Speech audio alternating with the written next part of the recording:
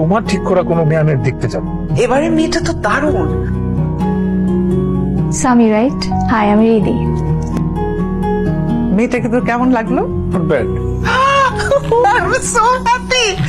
ঠিক করিস সেজন্য শুকর আলহামদুলিল্লাহ। আমি এক্ষুনি ফাহিম ভাইকে কল করছি। ওয়েট ওয়েট ওয়েট, কি বললে? ফাহিম ভাই মানে ফাহিম মনোয়ার?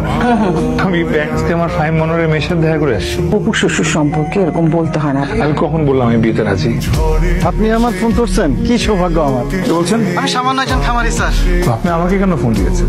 হামিদ ভাই, গড, আমার তো বিশ্বাসই হচ্ছে না। খুব খুশি হলাম, কত বছর পর তোমাকে পেয়ে। এই যে ক্যাম্পাস লাইফ শেষ হলো, এখন তো কাজের কথা বলি শোন। আমি তো কম্পিউটার গেছিলাম বুঝছিস, ওইখানে গিয়ে কুমিরের খামার দেখে একটা উত্তেজিত হয়ে গেছি। এসে ফিরে এসে কুমিরের খামার দিয়ে ফেলছি। তুই সকাল সকাল রানা দিবি। তুই তো দেখতে ইলন মাস্কের মতো হয়ে গেছিস। কত টাকা বানাইছিস ভাই? শ্যালো মেশিন দিয়ে হেলিকপ্টার বানায়, তাক লাগায়, যেটা বাঙালি ছেলে আমি। ও এটা তুই।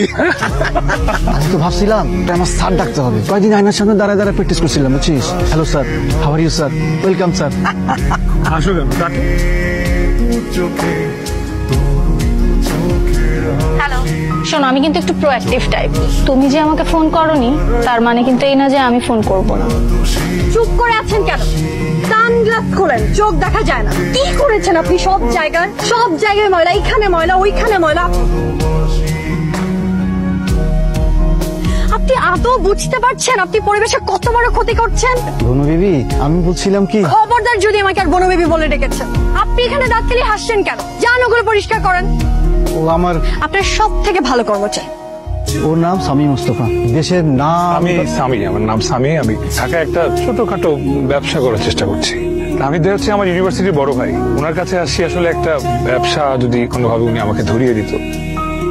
বাবুরে, এবার তো বিয়েটা করে ফেলতে হয়। বিয়ে করবো মানে কি বলছো না? মনোয়ার সাহেব কল করে বলেছে, রিদি নিজে থেকে বলেছে বিয়ের কথা। বলবেই তো আমার ছেলে।